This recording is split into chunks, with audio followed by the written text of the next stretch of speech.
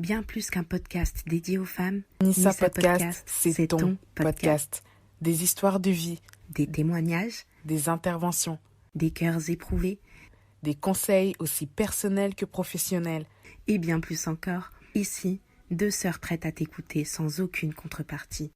Deux sœurs aussi ambitieuses que passionnées de faits de société. Deux sœurs qui souhaitent qu'à ton tour, tu fasses de tes difficultés la cause d'une force implacable et d'une foi inébranlable. Oui, car Allah ne nous a-t-il pas dit qu'après la difficulté est certes une facilité? Tu es là, nous sommes aussi. Ta voix compte, ton parcours nous inspire. Assalamu alaikum wa rahmatullahi wa barakatuh.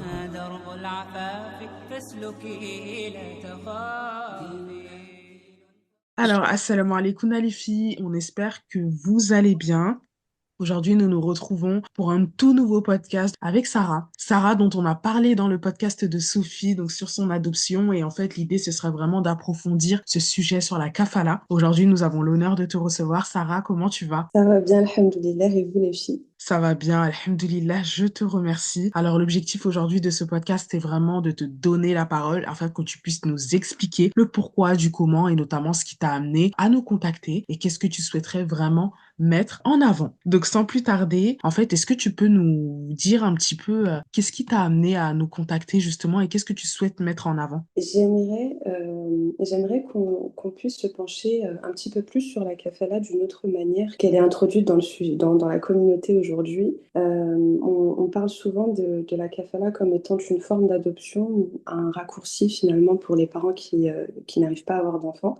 Mais c'est une institution et un projet de vie qui touche beaucoup de familles, dont des familles qui ont déjà des enfants biologiques, par exemple. Et ça touche aussi les adoptés directement. Et c'est vrai qu'on n'a pas souvent l'occasion d'entendre parler d'eux. Donc, effectivement, ça m'a touchée d'entendre Sophie prendre la parole. Et c'est presque l'une des seules adoptées du Maghreb avec qui j'ai eu contact, qui arrive à mettre en avant son histoire et qui arrive à mettre des mots dessus. Donc, étant donné que j'y arrive aussi, je me suis dit pourquoi pas poursuivre et parler encore plus de ce sujet d'une autre manière. Et justement, sur ton Instagram, Sarah, qu'on partagera, Inch'Allah, dans la description. Du coup, c'est mentionné que tu es consultante kafala, judiciaire et parentalité.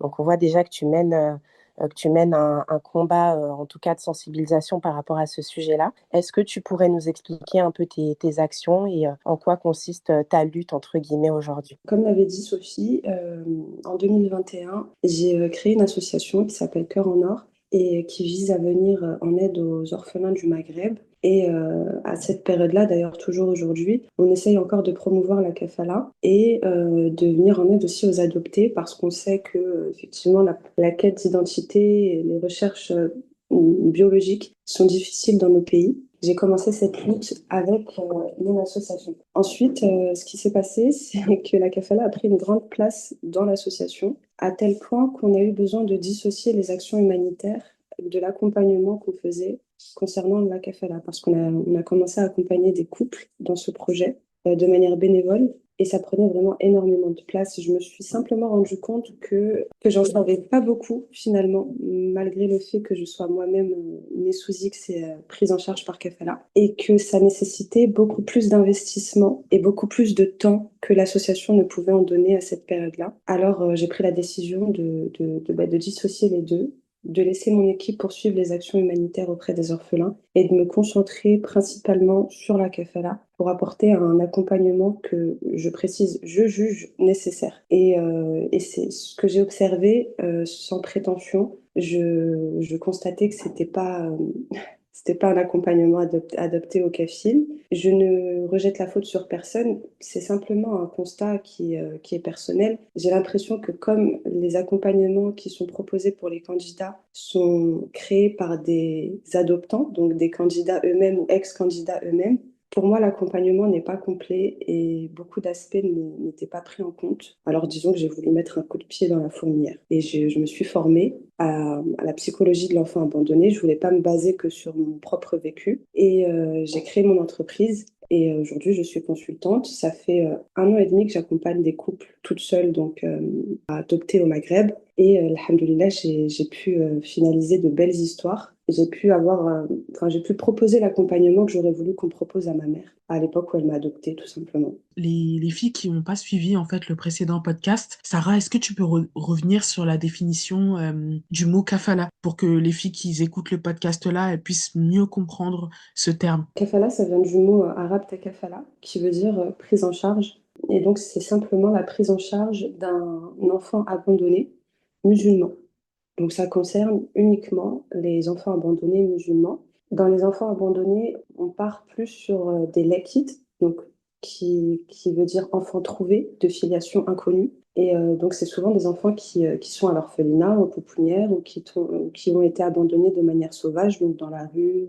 Avant, on voyait beaucoup d'enfants aussi abandonnés dans des sacs poubelles ou dans des endroits un peu sauvages. Donc, c'est pour ça qu'on appelle ça des abandons sauvages. Et donc, cette partie-là, elle est proposée donc, en kafala à la communauté musulmane uniquement. Donc, il n'y a pas d'adoption possible dans les pays musulmans, notamment le Maghreb, à part la Tunisie qui a des accords différents avec la France. Mais donc principalement là où moi j'interviens en Algérie et au Maroc, c'est uniquement la kafala qui est pris en compte. Et c'est des enfants voilà, qui ont été abandonnés par leurs parents, par leur mère, dans des institutions. Donc orphelinat, pouponnière, crèche, hôpital, voilà.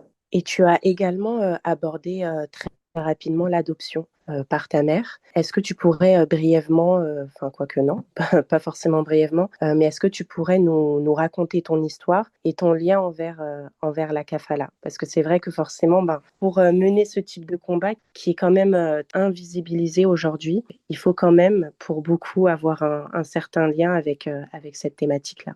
Je suis née sous X en Algérie et j'ai été prise en charge par Kafala à l'âge de 6 mois.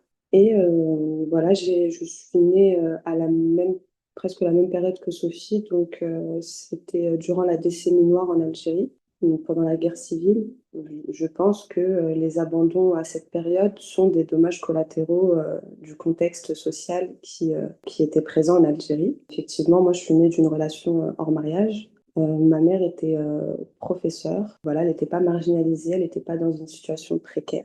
Voilà, dans un contexte où, disons que pour elle, c'était vital, hein, parce qu'il y a des mamans où effectivement elles sont dans un contexte violent, où elles ont subi un viol ou l'inceste, où ça peut être un peu plus grave. Moi, effectivement, mon contexte, voilà, c'est le contexte le plus connu, quoi, relation hors mariage. Et voilà, elle ne pouvait pas assumer, je pense, pendant cette période-là, d'autant plus. Elle a fait le choix de m'abandonner. Donc, il y a eu il y a un délai de 3 mois pour que la mère prenne sa décision officiellement. Et donc, l'enfant, pendant 3 mois, est à l'orphelinat et elle prend le temps de réfléchir à sa décision. Et donc, elle continue à venir à l'orphelinat et me donner des biberons, etc. Elle m'a laissé un prénom aussi.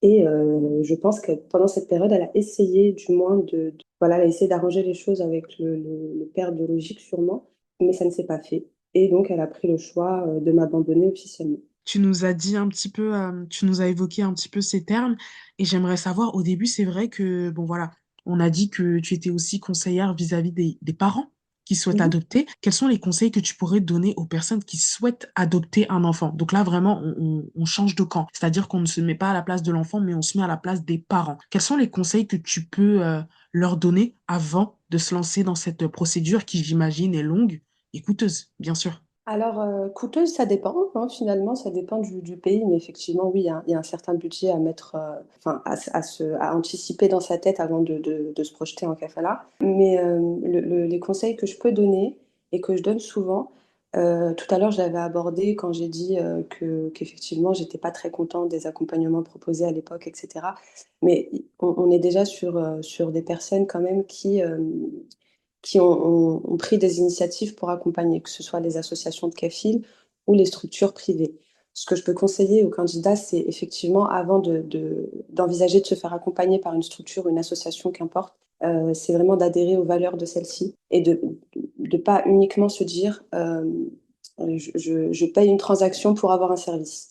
C'est un projet de vie qui est intime et qui nécessite un accompagnement, selon moi, humain.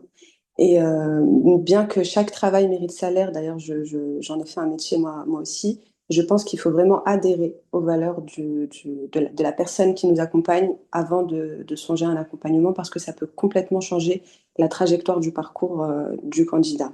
Après, effectivement, la base, hein, de renouveler ses intentions et de préparer son projet personnellement déjà, de le clarifier de manière personnelle, de faire une introspection complète et de comprendre le pourquoi on se lance dans ce projet, ce qu'on va apporter à l'enfant. Est-ce qu'on est prêt à accepter certaines choses, quelles sont nos limites et voilà, hein, faire confiance à Allah, demander à Allah si effectivement ça serait un bien pour l'enfant.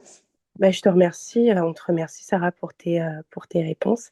Et j'ai une question là tout de suite qui me vient. En fait, je me demande combien de temps, si aujourd'hui par exemple je souhaite prendre en charge un enfant, combien de temps est-ce qu'il peut se passer une moyenne entre ben, mon intention et justement la prise en charge?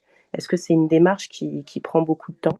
Honnêtement, ça dépend de l'implication du candidat et ça dépend de tellement de paramètres que je pense que, et à part les structures privées qui ont, on va dire, des contacts directs avec des bébés, des juges ou qu'importe, qui peuvent s'avancer à dire à la personne, OK, moi si je t'accompagne, dans un mois et demi, tu as un enfant. Moi, selon moi, ça dépend de beaucoup de paramètres. Parce que moi, du coup, je suis pas, je ne fais pas ça, hein, je ne mets pas en relation directe. L'idée, c'est vraiment d'accompagner et d'enrichir le candidat d'informations intéressantes pour son parcours et de le guider. Donc, je pense honnêtement que ce soit pour l'Algérie ou pour le Maroc, il y a trop de paramètres pour définir un temps. Par contre, ce que je peux dire, c'est qu'il y a le parcours en France qui nécessite un certain temps, par exemple pour les Algériens, parce que c'est différent hein, du coup. Tout dépend, par exemple, si l'Algérien va faire son enquête sociale au consulat ou s'il va le faire auprès de son département. Donc là, pareil, le temps n'est pas le même. Pour le Marocain, ça va être plus finalement le après Kafala qui va être un peu plus long parce qu'aujourd'hui, les procédures ont changé par rapport à la circulaire. Alors qu'en Algérie, après la kafala, tout s'enchaîne et ça va très rapidement. Donc, je peux pas dire un temps précis, mais on peut approximativement aller vers entre les 1 an et demi, selon l'application, 1 an et demi, 2 ans pour un projet kafala. D'accord, merci beaucoup. Bah, déjà, ça donne un ordre d'idée, en tout cas, aux personnes qui seraient intéressées et qui nous écouteront, Inch'Allah. Inch'Allah. Inch'Allah, je te remercie. Alors, moi, Sarah, j'aimerais bien savoir, est-ce que tu pourrais nous raconter une anecdote qui t'a particulièrement marqué, en fait, dans l'exercice de tes fonctions, puisque, voilà, désormais, tu es à ton propre compte et je pense que tu en as vu, comme on dit, des vertes et des pas mûres, mais est-ce qu'il y a une anecdote que tu peux nous raconter et qui t'a vraiment marqué pour le coup? Il y en a beaucoup, hein. Waouh. Alors, on va laisser le meilleur pour la fin, les filles, comme ça, c'est mieux. Je vais commencer par le négatif. Ce qui m'a marqué et ce qui m'a vraiment nourri du coup pour défendre le droit des nés sous X maghrébins, c'est bah, les histoires d'adoptés qui sont venus à moi, subhanallah, quand j'ai créé mon asso. J'étais pas vraiment en recherche de témoignages au départ. Et c'est venu à moi vraiment, comme Sophie l'avait dit lors de votre podcast. Alors souvent, on m'appelle et on me raconte enfin, l'enfant qui a été adopté, enfin l'adulte qui m'appelle, me raconte son enfance d'adopté, comment ça s'est passé. Et moi, ce qui m'a marqué honnêtement, les filles, c'est d'avoir un enchaînement d'histoires choquantes sur un laps de temps. Alors, il y a eu Sophie, mais avant Sophie, il y avait Reda. Et c'était très violent. D'ailleurs, j'ai encore les articles qui parlent de l'histoire de Reda, qui a été volée à la naissance. On a trafiqué son identité pour faire croire qu'il est né de ses parents qui l'ont volé, du coup. Ensuite, ils l'ont ramené en France, ils l'ont violé, ils l'ont battu, ils n'ont pas nourri Reda, ils lui ont fait des choses très, très violentes. Et bah, Reda, il a eu une enfance très difficile, marquée par la délinquance. Et c'est en prison qu'il a rencontré sa femme, qu'il l'a un peu sauvé, on va dire, qui a voulu mettre en lumière son histoire. Et finalement, Reda, il a traîné en justice ses parents voleurs, on va dire, parce que j'arrive pas à les appeler adoptants ou kafiles. Et aujourd'hui, ils sont en prison, donc c'est une victoire hein, pour moi qu'ils soient en prison. Mais effectivement, Reda, au fond de lui, y a rien qui a changé. Et pour moi, ça restera toujours un peu l'étendard de mon combat, Reda. Parce que c'est vrai que son histoire, elle m'a transpercé le cœur. Et je trouve ça tellement grave que ça se passe encore. Donc voilà, pour les petites anecdotes, c'est les histoires des adoptés, on va dire, hein. Il y a eu, voilà, il y a eu Reda, il y a eu Sophie, il y a eu Amar aussi, qui a vécu à peu près la même chose que Reda, mais d'une manière différente. Voilà, j'ai eu un panel d'adoptés de ma génération qui ont mis en avant les dysfonctionnements et les dérives de la kafala. Donc maintenant, bon, alhamdoulilah, on est sur une nouvelle génération de kafils qui sont conscients de beaucoup de choses, alhamdoulilah. Mais il n'empêche qu'il y a quand même une minorité qui continue à faire du mal aux enfants qui recueillent. Et donc les histoires comme ça me le rappelle et je reste focus. Voilà, pour les anecdotes un peu pas top. Et pour le positif, bah, justement, c'est tout le contraire, comme je l'ai dit, c'est des kafils qui font ma joie quotidiennement, qui m'envoient les photos de leur bébé, qui me racontent les liens qu'ils sont en train de construire avec eux. J'ai des filles que j'ai rencontrées, c'est toujours assez, subhanallah, bah, ça témoigne de la grandeur de Dieu. Quand on rencontre une femme, personnellement, moi, effectivement, ça me renvoie à mon histoire à chaque fois, donc j'ai l'impression de repartir, j'ai l'impression de re-rencontrer ma mère à chaque fois. Et c'est assez marrant. Et donc, j'apprends à connaître la personne. Je l'affectionne honnêtement et sincèrement. Je l'aime en Dieu, finalement, cette sœur. Et à côté de ça, je l'accompagne à devenir mère. Et on ne se rend pas compte. Et même moi, je ne me rendais pas compte. Mais c'est un cheminement qui est très intime. Et après, je la vois devenir maman. Je la vois avec son bébé. Ça aussi, ça me rappelle aussi pourquoi je fais ça. Et voilà, ça contrebalance un peu le mauvais que j'entends parfois en coulisses. C'est très choquant, hein. Même là, tu nous as un petit peu dit, bah, du coup, quelques lignes de l'histoire de ces adoptés. Mais il y a une question qui me vient en tête tout de suite dès que tu as évoqué l'histoire de Reda et concernant le fait que ses parents, entre guillemets, adoptifs, enfin, vraiment, même si le nom n'est même pas, la Mais qualification non, on n'est même pas n'arrive pas à méritée. qualifier ces gens-là, ouais. C'est incroyable. Exactement. La qualification est vraiment, n'est même pas méritée, mais est-ce que toi, dans ton cas de figure, par exemple, tu gardes quand même un suivi sur ces parents-là qui décident d'adopter ou bien une fois qu'ils ont adopté, voilà, tu les laisses, enfin, en fait, entre guillemets, leur dossier est classé et que voilà, il n'y a pas de suivi, etc. Est-ce que toi, vraiment, tu gardes quand même une traçabilité sur l'environnement de l'enfant? Est-ce que ça se passe bien? Est-ce que il y a des problèmes à signaler? Est-ce que, voilà, concernant tous ces cas de figure, comment toi, tu t'y prends? Maintenant, en 2025, en début d'année, j'ai absolument changé ma façon d'accompagner puisque j'ai ouvert mon entreprise officiellement, j'ai changé mes tarifs, j'ai essayé de structurer un peu plus, encore plus d'ailleurs, mes suivis. Et aujourd'hui, le contrat qui me lie aux sœurs que j'accompagne, normalement, il s'arrête au DCEM de l'enfant, c'est-à-dire au moment où il a le document de circulation d'enfant mineur qui lui permet de voyager avec ses parents en attendant sa nationalité française. Sur les lignes officielles de mon contrat, c'est ça. Maintenant, comme je l'ai dit tout au début, c'est un accompagnement humain avant tout que je propose. Moi, je peux pas laisser mes suivis comme ça après dans la nature en me disant c'est bon, il a ses papiers, le petit, je suis tranquille. Ça peut s'arrêter là, ça dépend aussi des candidates, mais généralement, les personnes que je suis, subhanallah, elles sont c'est pas qu'elles sont à mon image, mais c'est que finalement, on se comprend très vite. Et aujourd'hui, j'ai le luxe de pouvoir me refuser des accompagnements si je juge que ça ne matche pas ou que je peux pas ou qu'il y a quelque chose qui me va pas. Et du coup, avec ces sœurs-là, finalement, comme je l'ai dit tout à l'heure, c'est pas qu'on devient amis, hein, parce qu'on n'en est pas là non plus, mais on s'affectionne beaucoup. On a une relation très particulière. Soit j'ai été le lien de leur parentalité, soit j'ai aidé à un moment donné concrètement dans leur parcours. Donc effectivement, il y a quelque chose qui nous lie, et il y a quelque chose qui me lie à leur bébé Mekfoul.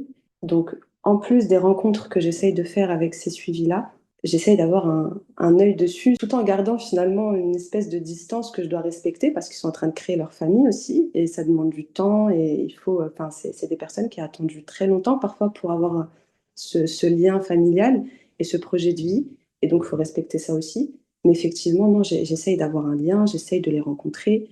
Moi, j'ai besoin de voir ces bébés-là en face à face. parce que j'entends parler d'eux dans leur parcours, je regarde, je vérifie leurs papiers, je vois leur prénom partout, je connais leur histoire. J'ai besoin, à un moment donné, de faire un bisou à ce bébé. C'est plus fort que moi. Du coup, même s'il y a cette distance que je dois avoir pour respecter tout le monde, effectivement, ouais, j'essaye d'avoir un suivi. J'essaye de savoir comment se passe le quotidien, s'il n'y a pas trop de problèmes de sommeil. Je collabore avec des pros aussi pour pouvoir continuer mes suivis. Par exemple, s'il y a des soucis de sommeil, je collabore avec une sœur qui est spécialiste dans le sommeil bébé. S'il y a des soucis par rapport à l'allaitement, j'ai déjà une sœur avec qui je collabore qui est conseillère en allaitement. J'ai déjà en fait préparé mes arrières, si tu veux.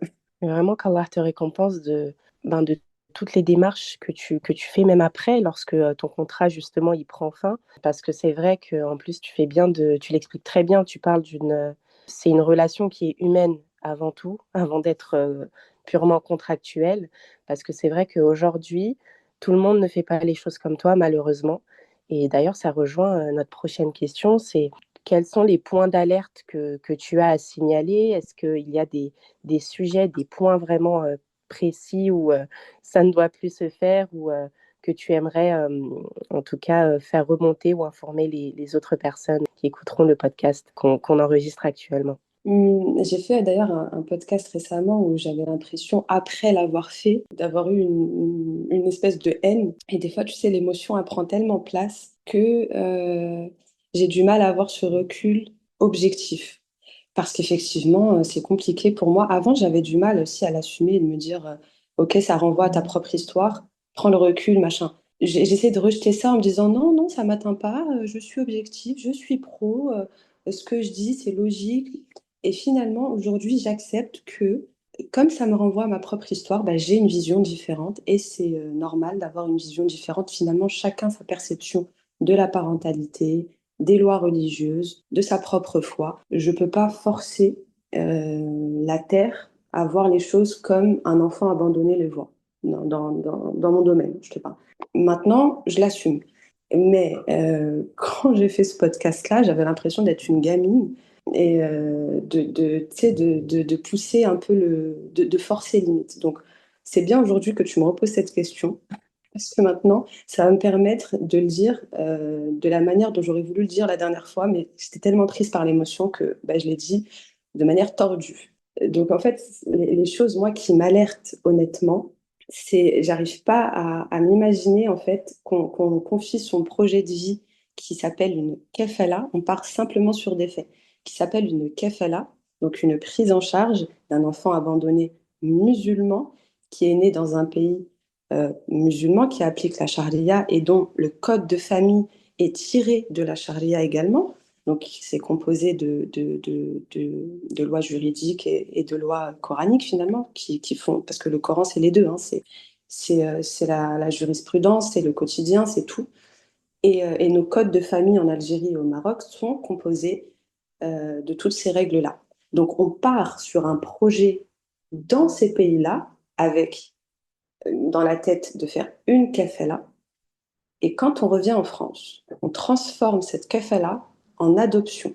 L'histoire de Sophie, par exemple, même si c'est d'une manière différente qu'elle a été vécue, Sophie, elle n'a pas pu bénéficier d'une kafala.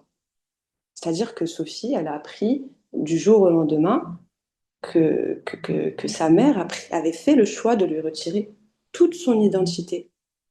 C'est comme si Sophie, elle était née le jour où elle avait rencontré sa mère. Et on se rend compte avec son podcast à quel point ça a été une souffrance. Et c'est pas que le fait qu'elle a découvert que sa mère n'était pas sa mère qui l'a fait souffrir. Vous avez été témoins, les filles, vous l'avez entendu. Ce qui l'a fait souffrir aussi, c'est de savoir qu'elle a été adoptée de cette manière-là, qu'on lui a retiré toutes les infos qu'elle aurait, qui lui sont dues. C'est son haq. Enfin, Dieu ne néglige personne dans ça. Chaque enfant a un droit, chaque vérité est un droit pour tout le monde. Et donc, moi, je ne comprends pas comment, de manière hypocrite, et j'ose le dire, on se dirige vers une institution qu'on dénature par la suite. Alors, je ne parle pas de ceux voilà, qui vont adopter en France un enfant maghrébin et qui l'adoptent en adoption simple, adoption plénière. C'est en France, c'est légal, voilà. Mais là, on parle d'un enfant qui est né en Algérie et au Maroc. Il faut respecter les lois de son pays d'origine Et les lois de son pays d'origine, c'est des lois religieuses. Et moi, c'est là où j'ai un souci avec ces gens-là, parce que ces gens-là qui font ça sont souvent influencés par des associations et des institutions qui portent la kafala comme étendard. Comment on peut prôner la kafala et dire ensuite à ses adhérents ou ses suivis, écoutez, il faut que vous adoptez, hein, c'est plus simple, ça protège l'enfant, c'est mieux. Moi, je l'ai fait, je vous conseille de le faire. Et ces gens-là travaillent avec les départements français. Ces gens-là influencent les gens de notre communauté. Ces gens-là ont une responsabilité très très haute parce que ça fait des années qu'ils sont là. Moi, je suis une petite. Moi, ça fait quoi? 2, 3 ans que je suis là. Eux, ça fait des années. Et quand tu leur parles à ces gens-là, quand tu essayes de leur faire entendre raison, ils te prennent de haut. T'es une petite pour eux. La kafala, ils connaissent. Eux, ils ont adopté. Eux, c'est des parents kafiles. Eux, ils savent c'est quoi le bien pour l'enfant, l'intérêt supérieur de l'enfant. Moi, ça me débecte au plus haut niveau parce que c'est un taf que je dois refaire derrière. Je dois déconstruire. Il y a des personnes qui viennent me voir et qui me demandent, est-ce que tu es sûr que c'est pas mieux l'adoption? Et il n'y a pas que sur ce sujet-là qui m'entend, mais moi, c'est sur ce sujet-là où je trouve que c'est trop grave. Parce que ce sujet-là, il touche même à la religion. Comment tu peux aller dire quelque chose qui est haram déjà? Effectivement, en plus, l'histoire de Sophie, elle illustrait très bien la situation que tu viens de décrire. Et également, Sarah, est-ce que tu pourrais nous expliquer ce qu'il se passe à partir du moment où on change une kafala comme adoption? Qu'est-ce qui se passe? Quelle est la différence, soit juridiquement? Enfin, qu'est-ce qui pousse les personnes à dire que l'enfant est plus protégé en situation d'adoption? Comme je l'ai dit dans l'autre podcast, je pense que c'est selon mes observations et selon les retours que j'ai eus, eux ils disent que ça protège l'enfant et que ça leur permet aussi de le faire hériter de leurs biens, chose qu'ils ne peuvent pas faire en kafala et chose qu'ils trouvent injuste car pour la plupart, on sait déjà à quel point dans notre communauté la question d'héritage. Enfin, voilà, on est témoin de familles qui se déchirent, c'est honteux. Moi, je suis très contente des fois d'être née sous X. J'ai pas ce problème d'héritage, j'ai pas envie de m'en mêler, j'ai pas envie qu'on me donne quelque chose qui ne m'est pas octroyé par Allah de base. Mais ces gens-là qui parfois sont en rupture familiale ou n'ont pas envie de laisser leurs biens à l'État se disent que effectivement c'est injuste qu'ils ne peuvent pas le faire à leur propre enfant qu'ils ont pris en charge par kafala, je le rappelle, et dont l'héritage n'est pas possible, en tout cas pas de manière complète pour un enfant qu'on recueille en kafala. Après, il y a d'autres moyens d'aider l'enfant mekfoul ou de lui laisser ses biens. On peut le faire de son vivant. Voilà, on peut léguer des choses de son vivant. On peut acheter ensemble. Il y a plusieurs manières de faire. Moi, je pense simplement qu'ils choisissent la facilité, tout simplement. Après, on peut chercher plein de choses, hein. Oui, c'est injuste. Les enfants mekfoul, ils n'ont pas le droit à l'héritage. Oui, c'est injuste. Normalement, ils n'ont pas le droit de porter notre nom. Oui, c'est injuste. Machin chouette. Mais à un moment donné, si tu vas vers une kafala, tu la prends dans son entièreté. Tu prends pas ce qui t'arrange et tu délaisses le reste. Dans ce cas-là, comme je l'ai dit, tu vas adopter en France. Tu as tes congés, tu as ton héritage, tu as tout ce que tu veux. Et puis, dans tous les cas, c'est ce qui a été prescrit par la religion, donc c'est forcément qu'il y a un bien derrière, on ne peut pas remettre ça en question. Mais j'ai envie de te poser aussi une question. Est-ce que tu as entendu Sophie parler de cet aspect-là? Est-ce qu'elle l'a mis en avant? Est-ce qu'elle a dit oui, je suis triste, oh, Non, j'ai pas le droit à l'héritage aujourd'hui? à aucun moment. Elle Voilà, a est-ce que recherché son histoire, c'est surtout ça. c'est ça, c'est ce que je dis. L'héritage important pour nous, c'est l'héritage culturel, l'héritage spirituel. C'est ce qu'on ne coupe pas. C'est-à-dire le lien avec Allah, premièrement, et le lien avec notre pays d'origine. On a la chance d'avoir une institution qui est la kafala, qui est introduite en droit international, alors que c'est une institution communautaire et musulmane. Premièrement, déjà, on devrait se dire Hamdoulillahi ya Rabbi. C'est déjà une facilité pour nous. Ensuite, on a cette chance aussi d'être dans un contexte où c'est des kafils franco-maghrébins qui vont adopter au Maghreb. Je veux dire, le Maghreb, c'est pas Kaboul. On est à 1 heure du Maroc, 1 heure de l'Algérie à peu près. On n'a pas ce déracinement qu'on est censé vivre. Donc, c'est une chance aussi pour nous. Moi, alhamdoulilah, j'ai pas vécu ce déracinement. J'ai un lien de fou avec mon pays d'origine parce que ma mère ne m'a jamais coupé ce lien. Bah, elle est algérienne, je suis algérienne. Enfin, elle m'envoyait tous les ans, quoi. Tous les ans, je passais 3 mois au bled. J'ai pas eu ce déracinement que Sophie a vécu. Bah, on sait pourquoi elle l'a vécu. Donc, c'est ce que je dis. Si on part sur la vraie kafala, nous, ce qu'on demande en tant qu'adoptés, et je n'ai pas la prétention de dire que je représente tous les adoptés, l'héritage, voilà, l'héritage culturel et les liens avec notre religion, comme Sophie l'avait mis en avant, elle n'avait pas mis en avant un besoin de justice par rapport à un potentiel héritage, un besoin d'être adoptée pour être reconnue comme étant l'enfant d'eux. C'est pas ce qu'elle a mis en avant. Pourtant, elle a pas non plus dénigré sa maman, il me semble. Hein. Elle a ce respect et cette affection pour sa mère. Mais voilà, ce qu'elle a mis en avant et ce que beaucoup d'autres adoptés mettent en avant, c'est le manque de considération par rapport à ces aspects-là qui nous sont chers. Que ce soit ton témoignage ou bien celui de Sophie, ça soulève un point qui est extrêmement important. Bah, déjà, moi, personnellement, je connaissais pas le mot de kafala. Je connaissais pas du tout le mot kafala. Donc, ça permet d'être informé, sensibilisé de par vos histoires et les histoires également que tu as rapportées, qu'elles soient positives ou négatives, mais aussi de rappeler aux filles qui nous écouteront, Inch'Allah, qu'elles aient été adoptées ou qu'elles souhaitent adopter, que en islam, en réalité, il y a tout. Donc, il y a déjà un fonctionnement qui est accessible à nous toutes et à nous tous et qu'on doit se pencher dessus et s'informer dessus. C'est même un devoir parce que c'est vrai qu'aujourd'hui, selon le pays où on va résider, où on va commencer nos démarches, forcément, par exemple, en France, le système qui est possible, le fonctionnement, c'est l'adoption, mais qu'il faut aussi s'interroger et s'informer sur la kafala parce que dans l'adoption, il y a certaines choses qu'on peut faire qui sont haram. Et donc, forcément, quand on va emprunter une voie, en tout cas qui ne va pas être celle qui est recommandée dans notre religion, on va prendre les droits de quelqu'un et là, en l'occurrence, c'est les droits de l'enfant. Ça peut être totalement, c'est injuste et puis ça peut créer des situations très compliquées. Par exemple, c'est pas pour rien si en islam on nous dit justement un enfant, en tout cas, on ne peut pas forcément l'imposer qu'il nous appelle papa ou maman. En tout cas, il faut qu'il soit informé qu'il a été adopté parce que demain, il risque de se marier avec son frère ou sa sœur sans le savoir. Donc, il y a toujours des sagesses derrière et je trouve que vos témoignages, vraiment, ils sont essentiels sur Nissa Podcast, justement, pour pouvoir informer celles qui nous écouteront, Inch'Allah. Inch'Allah. Merci d'ailleurs de mettre ce sujet en lumière. Avec très grand plaisir. Merci à toi, Sarah. Et nous, on a une dernière question pour toi. Aujourd'hui, comment tu te sens et quel est ton souhait à l'avenir concernant tous les sujets qui mènent à la kafala? Mes souhaits, ils se résument à plein de petites choses qui pourraient, j'ai l'impression, tout changer ou changer en tout cas la donne. C'est que déjà la kafala, elle soit vraiment respectée en France dans un premier temps. Aujourd'hui, on est dans un tournant, par exemple, pour les candidats marocains où on est sur des accords entre la France et le Maroc qui permettent en quelque sorte à la France d'avoir un pouvoir de décision qui, moi, m'interroge et m'alerte. J'aimerais bien que les décisions qui soient prises concernant la kafala soient prises par des personnes liées à la kafala, que ce soit religieusement ou actrices du domaine, tout simplement. Mais que des personnes extérieures à cette parentalité singulière, unique, appelons-la comme on veut, soient décisionnaires de l'avenir d'un enfant Mekfoul, je trouve ça alarmant. Donc, premièrement, que cette reconnaissance soit prise en compte par l'État français. Qu'elle ne soit pas juste connue en droit international, mais qu'elle soit vraiment respectée, qu'on puisse former les éducateurs sociaux, les assistantes sociales qui font des enquêtes sociales sur les candidats kafils, qu'on puisse les former sur la kafala, qu'on puisse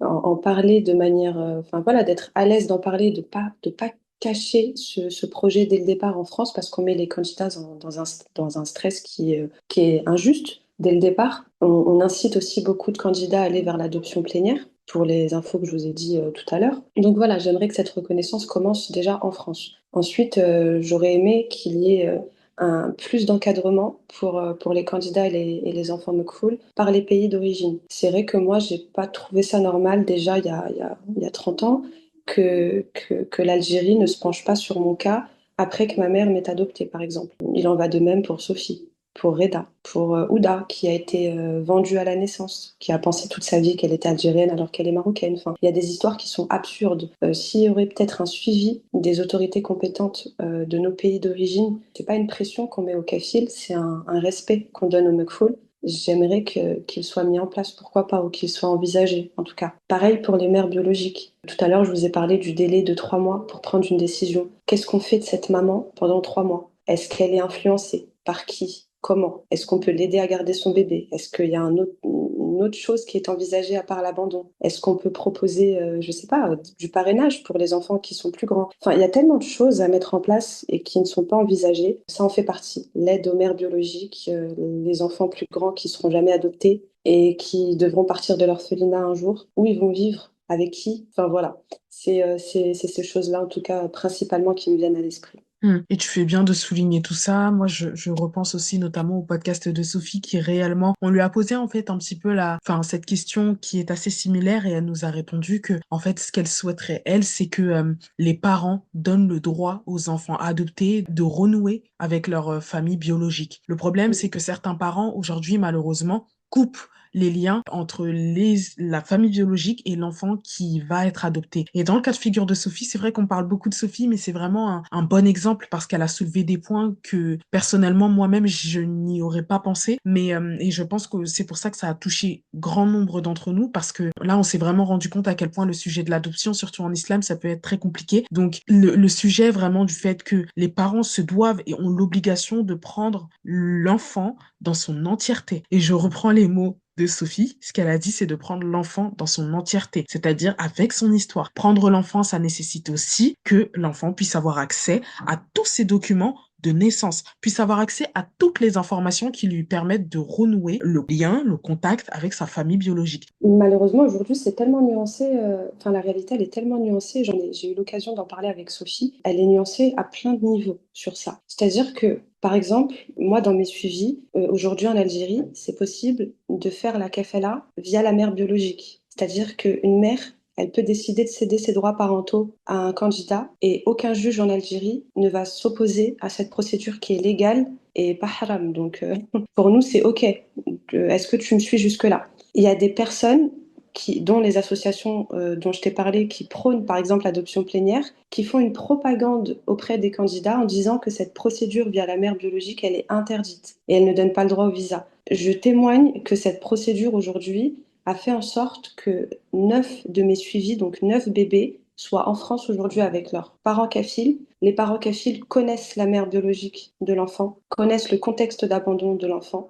Pour certains, elles ont des infos médicales concernant l'enfant parce que cette procédure le permet. Donc, je voulais le dire aujourd'hui. Et par contre, c'est nuancé parce que voilà, on fait une propagande à côté en disant que c'est interdit. Les départements français ne sont pas pour cette procédure. Donc, on diabolise un peu justement ce que tu viens de dire, le fait de laisser un droit à l'enfant d'avoir accès à ses origines. On le diabolise. On dit que c'est choquant, que c'est une procédure inappropriée, que parfois ça ouvre le droit, enfin ça ouvre la possibilité à des transactions d'argent. La mère vend son bébé, machin. On met dans la tête des candidats des choses qui peuvent se passer, mais qui sont très minimes et on leur fait penser que justement cette procédure, elle est pas bien, alors que ça permet beaucoup de choses à l'enfant. Et c'est nuancé aussi auprès des pays d'origine parce que même auprès des orphelinats, c'est beaucoup le cas au Maroc par exemple, délibérément, on cache le contexte d'abandon de l'enfant, même si on le connaît. Qu'est-ce qu'ils vont faire les parents face à ça? Quand tu as une structure, quand tu as un établissement, un directeur d'orphelinat ou un juge face à toi qui refuse de te donner le contexte d'abandon de l'enfant,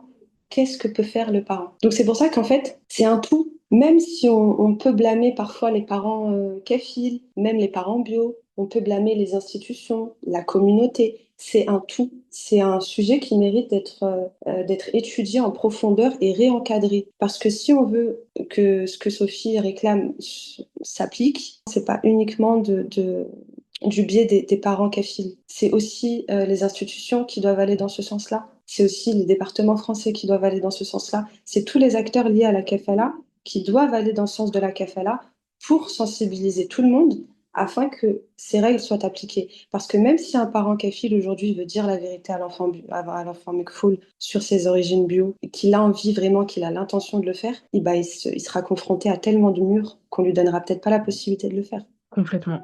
Complètement, t'as parfaitement raison. Et en fait, en soi, ce qu'il faudrait vraiment faire, comme tu l'as très, très, très justement évoqué, bah, si on souhaite que le souhait de Sophie ou même d'autres parents adoptifs ou même plutôt d'autres enfants adoptés soit respecté, en fait, il va falloir vraiment réencadrer tout ce système-là autour de l'adoption. Et encore une fois, je le dis comme ça, mais j'en suis bien consciente que c'est un sujet très complexe. Et alhamdoulilah, il y a des personnes comme toi qui souhaitent faire bouger les choses. Et c'est très louable. Et de toute façon, encore une fois, moi, ce podcast, il est hyper enrichissant dans le sens où je ne savais même pas que ça existait, par exemple, des personnes comme toi qui réellement accompagnaient les parents dans le cadre d'une kafala, etc. Honnêtement, Je le savais pas jusqu'à ce que je te contacte. Qu'Allah subhanahu wa ta'ala te récompense. Oubi, est-ce que tu aimerais rajouter quelque chose à ce que Sarah nous vient de nous dire? Non, à part la remercier, à part te remercier encore une fois, Sarah, parce que encore une fois, ça nous a servi à moi et Mama, parce que c'est pas un sujet dont on entend souvent parler, malheureusement. Il y a un système qui est très, très, très complexe. J'étais beaucoup plus renseignée sur l'adoption plénière que sur la Mhm. kafala, où j'étais incapable de poser un mot sur le fonctionnement en islam, sur les démarches qu'on a le droit d'entamer, etc. Donc vraiment, qu'Allah vous récompense pour toutes les informations et toute la sensibilisation que vous nous faites. Et j'espère vraiment que toutes les personnes qui pourront écouter ce podcast-là, voilà, s'en serviront à bon escient et le partageront, Inch'Allah, si elles jugent qu'il pourrait être bénéfique. Barakallahu fik, merci beaucoup. Barakallah. Merci pour votre engagement auprès des sœurs pour diffuser des sujets enrichissants, que ce soit la kafala ou autre. Hein, j'ai déjà eu l'occasion de vous écouter. Et merci d'avoir donné la voix à Sophie aussi. Et merci aussi pour aujourd'hui. Qu'Allah vous récompense. Amin, amin, alhamdulillah, avec plaisir.